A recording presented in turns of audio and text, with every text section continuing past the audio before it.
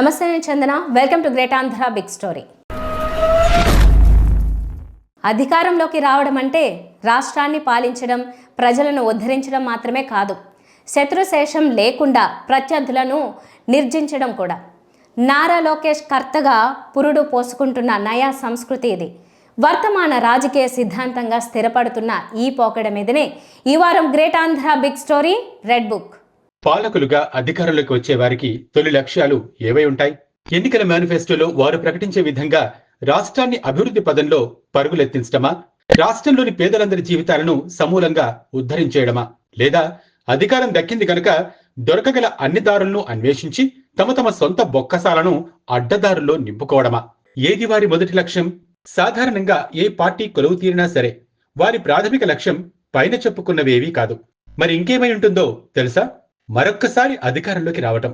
అవును, వారు చేసే ప్రతి ప్రయత్నము మళ్లీ అధికారంలోకి రావటం అనే లక్ష్యం కోసమే సాగుతూ ఉంటుంది.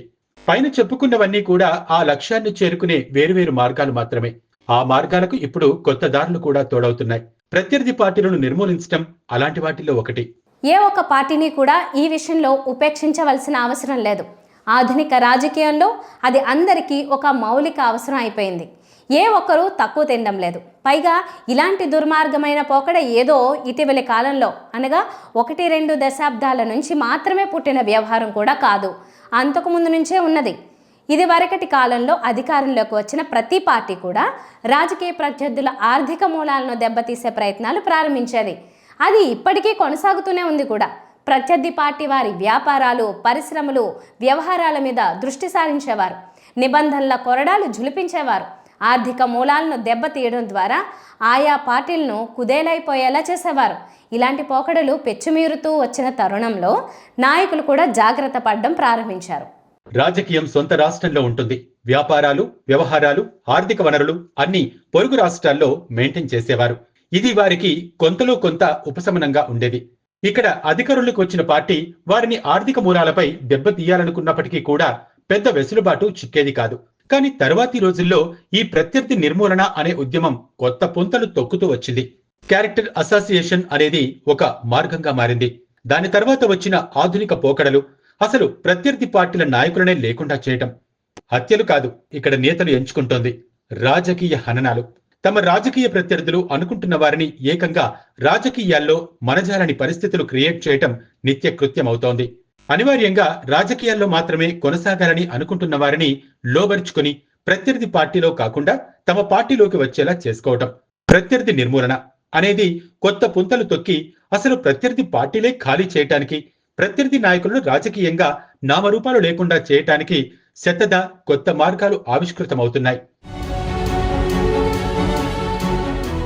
రాజకీయ ప్రత్యర్థుల్ని వేధించే విషయంలో మొన్నటిదాకా అధికారంలో ఉన్నటువంటి వైఎస్ఆర్ కాంగ్రెస్ పార్టీ, వైఎస్ జగన్మోహన్ రెడ్డి మినహాయింపు ఎంత మాత్రమూ కాదు. అయితే ఇక్కడ ఒక విషయం గమనించాల్సి ఉంది.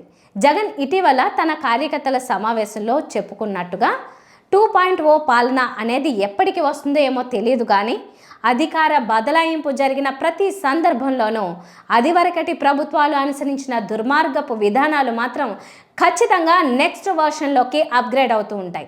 2014లో అధికారంలోకి వచ్చిన తెలుగుదేశం పార్టీ ఎమ్మెల్యేలను ఫిరాయింపజేయడం ఒక్కటే ప్రత్యర్థి నిర్మూలనకు మార్గంగా భావించింది. ఎమ్మెల్యేలను చేర్చుకోవడం ద్వారా వైసీపీని ఖాళీ చేయిస్తే ఆ పార్టీకి భవిష్యత్ ఉండదని భ్రమపడింది. ఏకంగా 23 మంది ఎమ్మెల్యేలను వైసీపీ నుంచి తెలుగుదేశంలో చేర్చుకున్నారు. వారికి మంత్రి పదవుల వైభవాన్ని కూడా కట్టబెట్టారు. దేశంలోనే అత్యంత సుదీర్ఘమైన రాజకీయ చరిత్ర ఉన్న కొద్ది మంది నాయకుల్లో ఒకరైన నారా చంద్రబాబు నాయుడుకు ఈ రంగంలో నైతిక విలువలు అనే పదానికి అర్థం లేదనే సత్యం చాలా బాగా తెలుసు. అందుకే ఆయన వైఎస్ఆర్ కాంగ్రెస్ నుంచి 23 మందిని రకరకాల మార్గాల్లో సునాయాసంగా లోబర్చుకోగలిగారు. కానీ చాలా సందర్భంలో జరిగినట్టే ఆయన అంచనాలు దారుణంగా తిరగబడ్డాయి. ఆ తర్వాతి ఎన్నికలు వచ్చేసరికి వైఎస్ఆర్సీపీ నీరసపడలేదు సరికదా, 151 స్థానాలతో అనూహ్యంగా పుంజుకుంది. యాదృచ్ఛికంగా ఎంతమందిని చంద్రబాబు అనైతికంగా తమ జట్టులో కలుపుకున్నారో అదే 23 స్థానాలు ఆ పార్టీ మొత్తానికి కలిపి మిగిలాయి. వైఎస్ జగన్మోహన్ రెడ్డి తన పరిపాలనా కాలంలో చాలా తెలివిగా వ్యవహరించారు. ప్రత్యర్థి పార్టీ ఎమ్మెల్యేలను ఫిరాయింపచేసి తమలో కలుపుకోవటం అనే దుర్నీతిని ప్రజలు అసహించుకుంటున్నారని ఆయన గుర్తించారు. అలాగని మడికట్టు కూర్చోలేదు.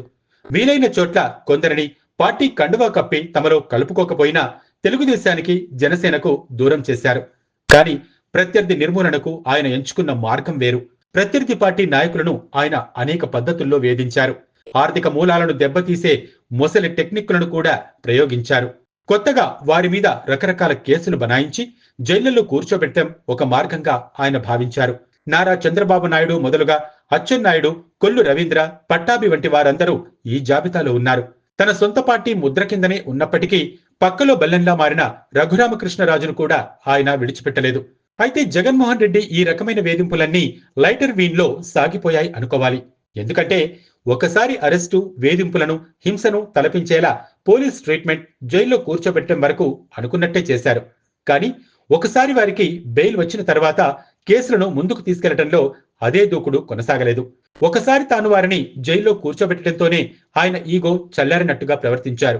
చంద్రబాబు మార్కు ప్రత్యర్థి నిర్మూలన పర్వానికి జగన్మోహన్ రెడ్డి ముద్రగల 2.0 వెర్షన్ ఎలా ఉంటుందో ఆయన చూపించారు. జగన్ ఊహకు అందని రీతిలో రాష్ట్రంలో అధికార బదలాయింపు జరిగింది. ఎన్డీఏ కూటమి ప్రభుత్వం అధికారంలోకి వచ్చింది.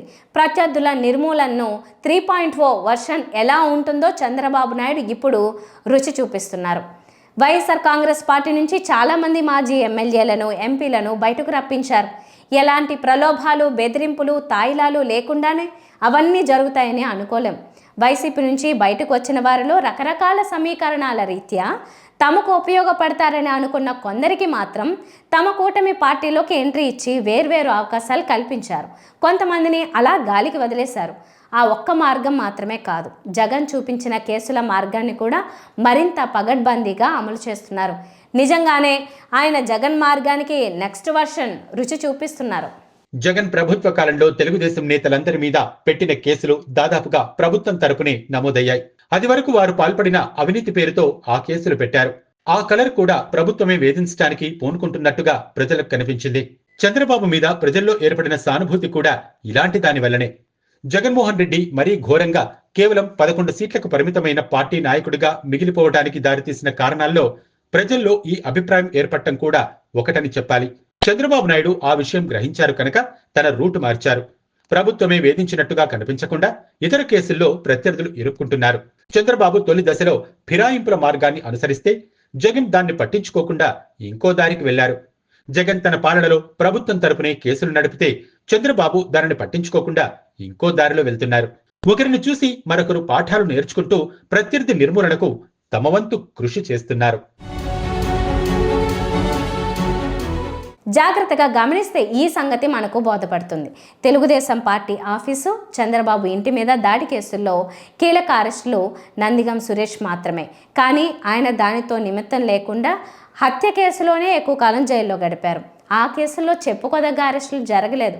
తెలుగుదేశం పార్టీ ఆఫీస్ మీద దాడి కేసు సజీవంగా ఉండగా కిడ్నాప్, SC/ST అట్రాసిటీ కేసుల్లో ఇప్పుడు వల్లభనేని వంశీ అరెస్ట్ అయ్యారు. ఎంత లోతుగా వెంటాడుతున్నారంటే వల్లభనేని వంశీ విషయంలో కేసు విత్డ్రా చేసుకున్న సత్యవర్ధన్పై ఇంకో కేసు పెట్టారు. కేసు ఎందుకు విత్డ్రా చేసుకున్నారని విచారణ చేస్తున్నారు. ఇక్కడ వంశీ లేదా మరొకరు వ్యక్తులతో సంబంధం లేదు.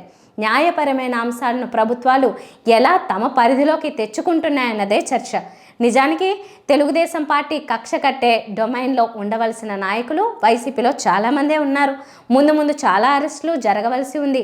కానీ వల్లభనేని వంశీనే ఎందుకు ముందుగా జైలుకు వెళ్లారు? రాష్ట్రంలో పసిపిల్లలు కూడా ఈ ప్రశ్నకు సమాధానం ఊహించగలరు. ప్రజాస్వామ్యం ముసుగులో సాగుతున్న ఈ తరహా ప్రత్యర్థి నిర్మూలన రాజకీయాలకు రాష్ట్రానికి కాబోయే భావి ముఖ్యమంత్రిగా చలామణి అవుతున్న నారా లోకేష్ కొత్త చేర్పు రెడ్ బుక్. ఒక Newton theory, Pythagoras theory, Einstein theory లాగా Lokesh theory red book.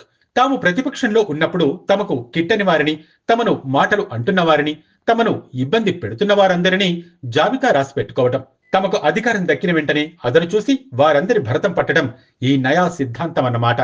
Red book పదాన్ని నారా లోకేష్ పాదయాత్ర సమయంలో చాలా విస్తృతంగా వాడారు. అప్పట్లో జగన్మోహన్ రెడ్డి కనుసన్నల్లో నడిచిన అధికార, పోలీసు యంత్రాంగం నిబంధనల నెపం చూపి ఆయన పాదయాత్రకు చిన్న అవాంతరాలు కలిగించిన నేపథ్యంలో ఆయన అందరి పేర్లు తన రెడ్ బుక్ లో రాస్తున్నారని, తాము అధికారంలోకి వచ్చిన వెంటనే అందరి అంతు తేలుస్తామని రకరకాలుగా హెచ్చరించారు. ఆ సమయంలో ఆయన టార్గెట్ చేస్తున్నది అధికారంలోని జగన్ భక్తులను మాత్రమే అని అంతా అనుకున్నారు. కానీ అధికార రాజకీయ వ్యత్యాసాలు లేకుండా తమకు కిట్టని వారందరినీ రెడ్ బుక్ కింద బుక్ చేసేస్తూ వచ్చారని, ఇప్పుడిప్పుడే ఆ రెడ్ బుక్ యొక్క విశ్వరూపం బయటపెడుతున్నారని అర్థమవుతోంది. నారా లోకేష్ శ్రీకారం దిద్దిన ఈ నయా సంస్కృతి ఇక్కడితో ఆగలేదు. తెలంగాణలో భారత రాష్ట్ర సమితి వారు తాము పింక్ బుక్లో రికార్డు చేస్తున్నామంటున్నారు. అలాగే మరొకరు బ్లూ బుక్లో నమోదు చేస్తున్నామంటున్నారు. ప్రస్తుతం తెలుగు రాష్ట్రాల్లో జడలు విప్పుకున్న ఈ జాడ్యం ముందు ముందు ఇతర రాష్ట్రాల్లోకి కొత్త కొత్త రంగుల బుక్ల రూపాల్లోకి పరావర్తనం చెందే ప్రమాదం ఉంది. విష సంస్కృతి దేశవ్యాప్తం అవుతుంది. ఒకరి తర్వాత ఒకరు వేధింపులో నెక్స్ట్ వర్షన్లను కనుగొంటూ ముందుకు వెళ్తుంటే ఈ ప్రస్థానం ఎక్కడి వరకు సాగుతుంది? రాష్ట్రాన్ని ఎక్కడకు తీసుకువెళ్తుంది?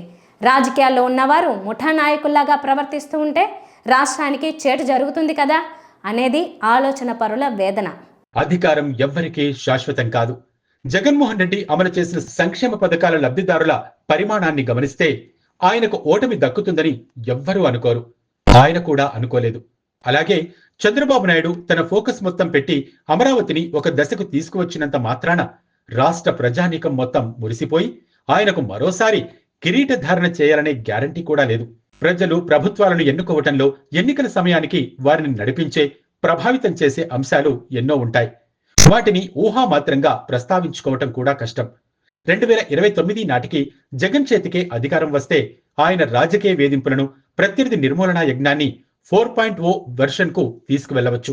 3 వెర్షన్లలోని మార్గాలు కాకుండా అచ్చంగా తన వేధింపులకు కొత్త మార్గాలు చూడొచ్చు. అలాంటి వాతావరణంలో ఈ రాష్ట్రంలో స్థిరమైన సానుకూల వాతావరణం ఉంటుందని నమ్మి పెట్టుబడులు, పరిశ్రమలు ఎలా వస్తాయి? నాయకులు ఒకరినొకరు టార్గెట్ చేసుకునే క్రమంలో ఉరుమురిమి మంగళం మీద పడినట్టుగా తమ మీద పడరనే భరోసా వారికి ఎలా దక్కుతుంది? జగన్ మళ్లీ గెలవడని గ్యారంటీ ఇస్తే పెట్టుబడులు పెట్టడానికి ముందుకొస్తాం అని పలువురు చెబుతున్నట్టుగా నారా చంద్రబాబు, నారా లోకేష్ పదే పదే చెబుతున్నారు. దావాస్ చాలా మంది నన్ను అడిగిన ఒక ప్రశ్న ఏంటి తెలుసా? మీరు బాగున్నారు, చంద్రబాబు నాయుడు గారు మేము నమ్ముతాం, కానీ జగన్మోహన్ రెడ్డి అనే వ్యక్తి గెలవడానికి గ్యారంటీ మీరు ఇస్తారా అని అడిగారు. గతంలో మేము చాలా ఇబ్బంది పడ్డాము, మళ్ళీ జగన్మోహన్ రెడ్డి గెలవడానికి గ్యారంటీ ఏంటని అడుగు. జగన్ ఒక బూచిగా చూపిస్తే ప్రజలు ఎప్పటికీ గెలిపించరేమో అని ఆశపడుతున్నారు. కానీ ముందే చెప్పుకున్నట్టు ఇలాంటి మాయోపాయాలు ఎన్నికల వేళ దాకా ప్రజలను మభ్యపెట్టగలవని అనుకోలేం. కానీ ఇదే తరహాలో జగన్లో మరింత ప్రతీకార కాంక్ష రగిలేలాగా చంద్రబాబు ప్రభుత్వం వ్యవహరిస్తూ పోతే పెట్టుబడులు ఆశించినంతగా రావు. ఈజ్ ఆఫ్ డూయింగ్ బిజినెస్ అంటూ బూటకప్పు పారామీటర్ల గురించి ప్రభుత్వాలు టముకు వేసుకోవచ్చు, ఆధునిక సాంకేతిక మాయమాటలను వల్లించవచ్చు. కానీ వాస్తవంలో ఆంధ్రప్రదేశ్ రాష్ట్రం అనేది సస్టైనబుల్ ఫర్ డూయింగ్ బిజినెస్ అనే నమ్మకం పెట్టుబడిదారుల్లో సన్నగిల్లిపోతుంది. రాష్ట్రాన్ని శాసిస్తున్న ఇరు రాజకీయ పక్షాలు కలిసి రాష్ట్రానికి చేస్తున్న అతి పెద్ద చేటు ఇది. వాటి బిగ్ స్టోరీ. మరిన్ని టాపిక్స్తో కలుద్దాం. నమస్తే.